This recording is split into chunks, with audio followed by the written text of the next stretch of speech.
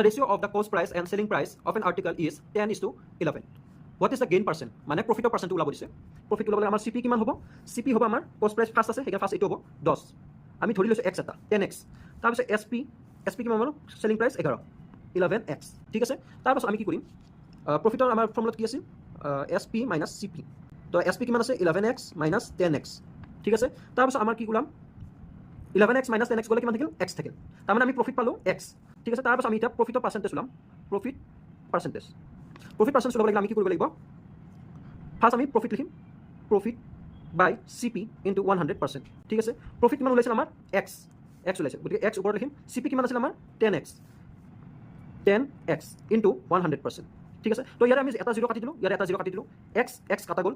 তাৰপিছত কি থাকিল আমাৰ? তলত 1 আছে, 1টো ধৰিব নালাগে, ওপৰত 10 হ'ব। তো আমাৰ কি হ'ব? 10%। আমাৰ অপশ্যনত আছেনে? অপশ্যন ডিত আছে 10%। তো অপশ্যন ডিত 10% আছে, মানে এইটো আমাৰ কাৰেক্ট এনচাৰ।